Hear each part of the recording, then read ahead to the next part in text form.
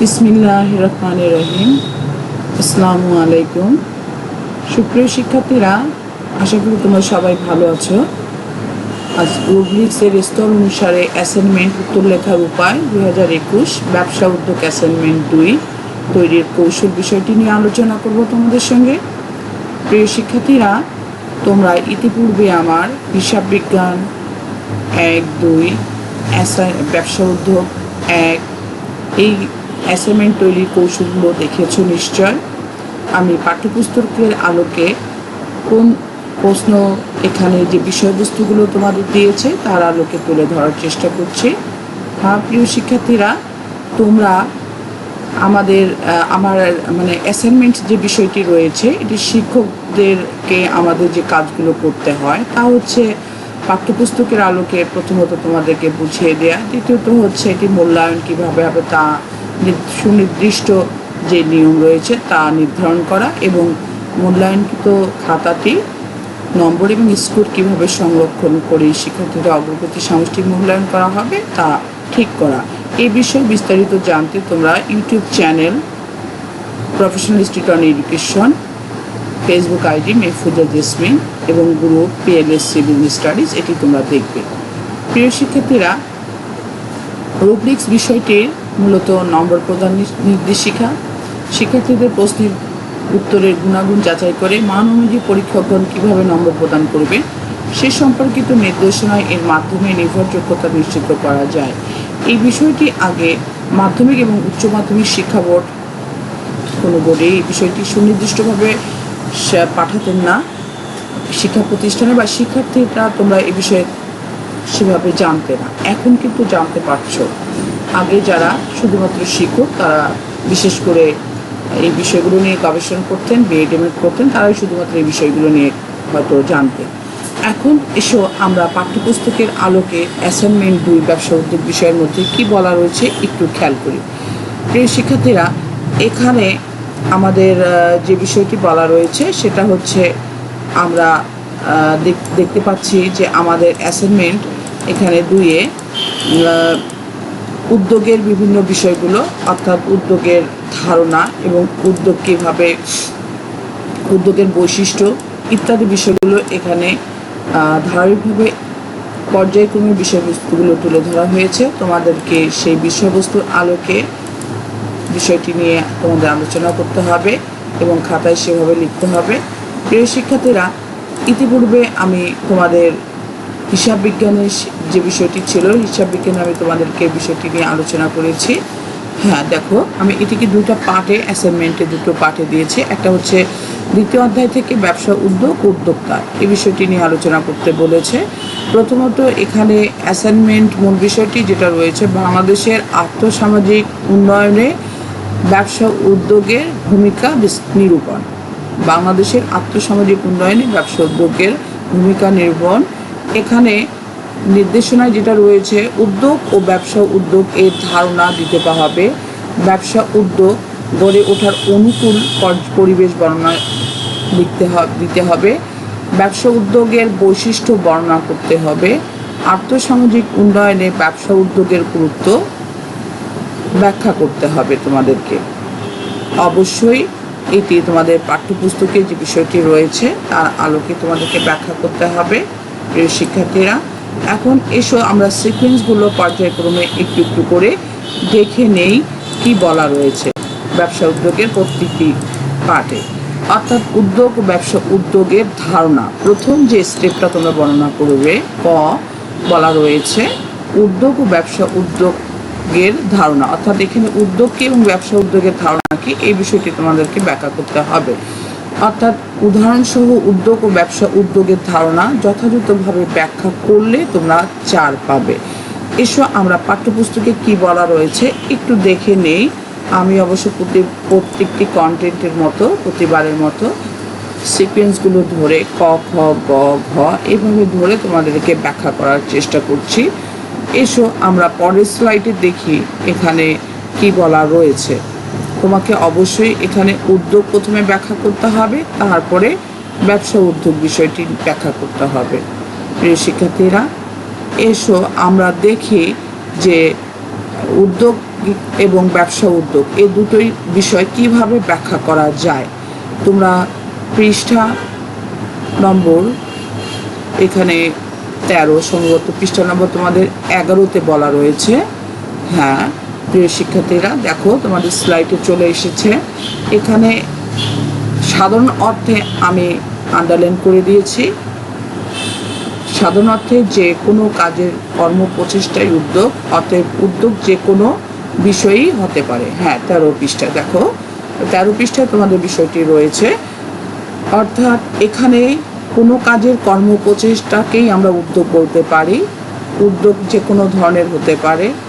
তুমি বাসায় বাগান করলে এটি উদ্যোগ হতে পারে, আজকে একটি ভালো রান্না করলে এটি উদ্যোগ হতে পারে, ঘরটাকে সুন্দরভাবে সাজালে এটি একটু উদ্যোগ হতে পারে।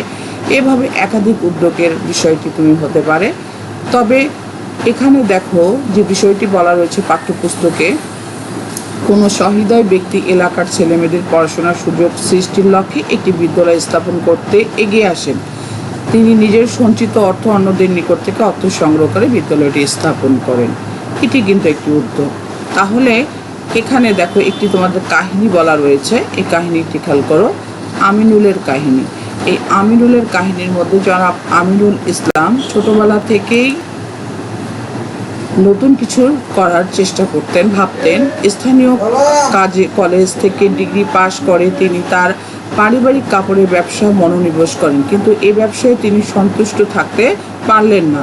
তিনি তার বাড়ির কাছে মহাসড়ক সংলগ্ন বাজারে প্রতিদিন যেতেন। একদিন তিনি উপলব্ধি করলেন যে বাজারটি মহাসড়কের পাশে হয়, এখানে প্রায় যানবাহনগুলো ছোটোখাটো মেরামতের জন্য যাত্রা বিরতি করে। আমিনুল মেরামতের চাহিদা অনুধাবন করে নিজের জমানো অর্থ এবং কিছু অর্থ ধার করে মূলধন গঠন করে একটি ওয়ার্কশপ স্থাপন করেন।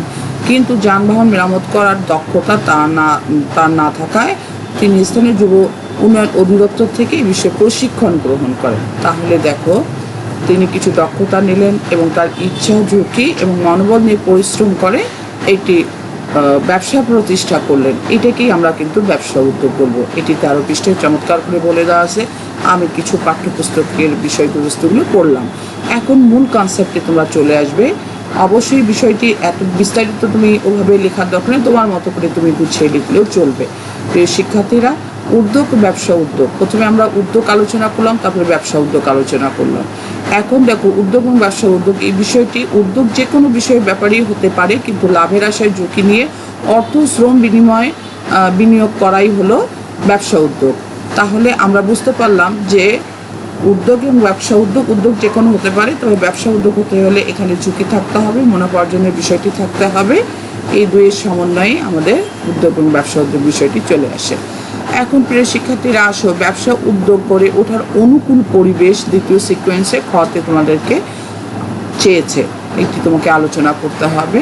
তুমি চলে যাও পাঠ্যপুস্তকে, মূল থিমে। পাঠ্যপুস্তকে দেখো ব্যবসা এখানে উদ্যোগ গড়ে ওঠার অনুকূল পরিবেশ। যে কোনো বিষয়, যে কোনো কাজই যদি আমরা করতে যাই, হাতে দিতে যাই, তাহলে আমাদের সেটি অবশ্যই পরিবেশের দরকার রয়েছে। এখানে দেখো মেধা, মনন ও দক্ষতা খুব বেশি আমাদের দেশে ঘাটতি নেই, কিন্তু শুধুমাত্র অনুকূল পরিবেশ গড়ে ওঠার জন্যই আমাদের কিছু স্টেপ দিতে বলেছে। ব্যবসায়ের অনুকূল পরিবেশের 6টি উপাদান তোমাকে ব্যাখ্যা করতে বলেছে। এই 6টি উপাদান দেখো 17 থেকে 18 পেজের মধ্যে আমি এখানে চার্টে তুলে দিয়েছি। প্রথম দেখো উন্নত অবকাঠামোগত উৎপাদন, দ্বিতীয়ত সরকারি পৃষ্ঠপোষকতা, তৃতীয়তে আর্থসামাজিক স্থিতিশীলতা, চতুর্থতে বলা হয়েছে অনুকূল আইন শৃঙ্খলা পরিস্থিতি, পঞ্চমে বলা হচ্ছে পর্যাপ্ত পুঁজির প্রাপ্যতা এবং 6 হচ্ছে প্রশিক্ষণের সুযোগ। তাহলে প্রিয় শিক্ষার্থীরা, এর আলোকে তোমাকে ব্যাখ্যা বিষয়গুলো তুলে ধরতে হবে এবং যেহেতু সুস্পষ্ট করে বলা রয়েছে, তুমি তাহলে সেভাবে লিখে দিলেই উত্তর হয়ে যাবে। এখন এসো গতে কি বলা রয়েছে, ব্যবসায় উদ্যোগের বৈশিষ্ট্য। হ্যাঁ, ব্যবসা উদ্যোগের বৈশিষ্ট্যের মধ্যে এখানে আমাদের 10টি ব্যবসা উদ্যোগের বৈশিষ্ট্য রয়েছে। তুমি 8টা এখানে দিতে বলেছে, তুমি খেয়াল করেছো। 8টা বৈশিষ্ট্যের এখানে পৃষ্ঠা নাম্বার 14 এবং 15তে দেখো ব্যবসা উদ্যোগের বৈশিষ্ট্যগুলো চমৎকার করে দেওয়া রয়েছে। তাহলে ব্যবসা উদ্যোগের বৈশিষ্ট্যের মধ্যে প্রথমে যেটা বলা রয়েছে যে ব্যবসায় উদ্যোগের ধারণা বিশ্লেষণ করলে যে সকল বৈশিষ্ট্য বা কার্যাবলী লক্ষ্য করা যায় উদ্যোগকে আমরা যদি বিশ্লেষণ করি, যে বিষয়গুলো দেখতে পাবো তা হচ্ছে, এক, ঝুঁকি আছে জেনে এটি একটি ব্যবসা স্থাপনের মানে এটি মূলত হবে ব্যবসা স্থাপনের প্রচেষ্টা আর কি। উদ্যোগ ব্যবসা স্থাপন সংক্রান্ত সকল কর্মকাণ্ড সফলভাবে পরিচালনা করলে ব্যবসা উদ্যোগ সহায়তা করে। দুই, ঝুঁকি আছে জেনেও লাভের আশায় ব্যবসা পরিচালনা। ব্যবসা উদ্যোগ সঠিকভাবে ঝুঁকি পরিমাপ করতে এবং পরিমিত ঝুঁকি নিতে সহায়তা করে।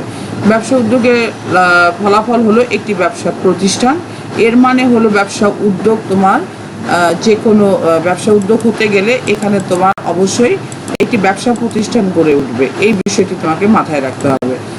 এরপরে যে বিষয়টি রয়েছে, এভাবে দেখবে আমাদের 17-18 পৃষ্ঠায় চমৎকার করে বর্ণনা করা রয়েছে বিষয়টি। তোমরা সেই আলোকে যদি ধারাবাহিকভাবে বর্ণনা করো তাহলে হয়ে যাবে। প্রিয় শিক্ষার্থীরা, এখন তোমার যে বিষয়টি দেখবে তা হচ্ছে ঘ নম্বরে যেটা বলা রয়েছে, আর্থসামাজিক উন্নয়নে ব্যবসা উদ্যোগের 4টি বৈশিষ্ট্য তোমাদেরকে 4টা স্তর মনে রাখতে হবে, ব্যাখ্যা করতে বলেছে। এখানে আর্থসামাজিক উন্নয়ন ব্যবসা উদ্যোগের গুরুত্ব এটি তোমাকে তুলে ধরতে বলেছে। এখানে রয়েছে আমাদের 5টি কনসেপ্ট, 5টার মধ্যে কমপক্ষে 4টি তোমাকে ব্যাখ্যা করতে বলা রয়েছে। প্রথমটা বলে দেখো দিয়েছে, যেটা দেয়া আছে সেটা হচ্ছে সম্পদের সঠিক ব্যবহার। আমরা ব্যবসা উদ্যোগের যদি গুরুত্ব বিশ্লেষণ করতে যাই তাহলে দেশের সম্পদ যেটা আছে, সম্পদের ব্যবহার সুনিশ্চিত করতে গেলে ব্যবসা উদ্যোগের কে বাহন হিসেবে আমাদের ব্যবহার করতে হবে। অর্থাৎ ব্যবসা উদ্যোগ আমাদের দেশের প্রাকৃতিক সম্পদ ও মানব সম্পদের সুষ্ঠু ব্যবহার নিশ্চিত করবে। এরপর জাতীয় উৎপাদন আয় বৃদ্ধিতে ব্যবসা উদ্যোগ গুরুত্বপূর্ণ ভূমিকা পালন করে। এখানে বলাই রয়েছে, দেখো, সরকার কর্তৃক নির্ধারিত জাতীয় আয় বৃদ্ধির লক্ষ্যমাত্রা অর্জনে এটি ভূমিকা রাখে। নতুন নতুন কর্মসংস্থান সৃষ্টি, সরকারের পাশাপাশি উদ্যোক্তাদের মাধ্যমে দেশের শিল্প কারখানা স্থাপন, পরিচালনা, সম্প্রসারণ হয়ে এই কর্মসংস্থানের সৃষ্টি হয় এবং দক্ষ মানুষ সম্পদ সৃষ্টি এবং পরনির্ভরশীলতা দূরীকরণ। তোমরা দেখলে এখানে এই আলোকে তুমি যদি আলোচনা করে ব্যাখ্যা করে খাতায় লিখো এবং অবশ্যই অনুধাবন করে লিখবে, তাহলে তোমার উত্তরটি হয়ে যাবে। প্রিয় শিক্ষার্থীরা, এখানে দেখো ব্যবসা উদ্যোগ এবং 1 এবং ব্যবসা উদ্যোগ 2 এই বিষয়টিতে নম্বর রয়েছে সর্বোচ্চ 16, অর্থাৎ 13 থেকে 16 পেলে 80% যথার্থ ধরা হয়, যথাযথ। এভাবে পর্যায়ক্রমে বাকিগুলো রয়েছে। তোমরা তোমাদের অ্যাসাইনমেন্টের যে মূল শীটটা রয়েছে এটা পর্যবেক্ষণ করলেই দেখতে পাবে। প্রিয় শিক্ষার্থীরা, এখানে দেখো অ্যাসাইনমেন্ট 1-এ 16 এবং অ্যাসাইনমেন্ট 2-এ 20। যখন নম্বরগুলো স্কোর ভিত্তিক রেকর্ড করা হবে তখন এইভাবে ধারাবাহিকভাবে তাদের একটি চারের মধ্যে আমরা রেকর্ডভুক্ত করব এবং শেষে সবগুলো যোগ করে তার একটি ফলাফল নিশ্চিত করব। তাহলে প্রত্যেকটি অ্যাসাইনমেন্টকে তোমাকে গুরুত্ব সহকারে তৈরি করতে হবে এবং সেটি উপস্থাপন করতে হবে। অবশ্যই হাতের লেখাটি পরিষ্কার করবে, পরিষ্কার রাখবে, কাটাকাটি করবে না এবং যেটা পৃষ্ঠা ব্যবহার করবে সেটাকে A4 সাইজে নিয়ে এসে সেখানে কাভার পৃষ্ঠা লাগিয়ে দেবে। দেখবে তোমার অ্যাসাইনমেন্টটি খুব চমৎকার হয়ে গেছে। হ্যাঁ প্রিয় শিক্ষার্থীরা, আমি লেকচারের একবারে শেষ পর্যায়ে এসেছি। এই করোনাকালীন সময়ে একটি মহামারী চলছে, আমরা সবাই এর সঙ্গে যুদ্ধ করছি। এটি আমাদের সচেতনতার মাধ্যমে এর সঙ্গে আমাদেরকে যুদ্ধ করতে হবে। এসো দেখো আমাদের পিরামিডে, শিখন পিরামিডে যে বিষয়টি আছে সেটা হচ্ছে প্র্যাকটিস বাই ডুইং। তোমরা স্কুলে যাচ্ছ না, তাতে কি হয়েছে? তুমি বাসায় প্র্যাকটিসের মাধ্যমে তোর শিক্ষা অর্জনটা তোমার ফলপ্রসূ করতে পারো যদি তুমি পাঠ্যপুস্তকটি ভালো করে অনুধাবন পড়ো। সকলের সুস্বাস্থ্য কামনা করছি, ভালো থেকো, নিয়মিত পড়াশোনা করো আর অবশ্যই মাস্ক ব্যবহার করবে। আল্লাহ হাফেজ।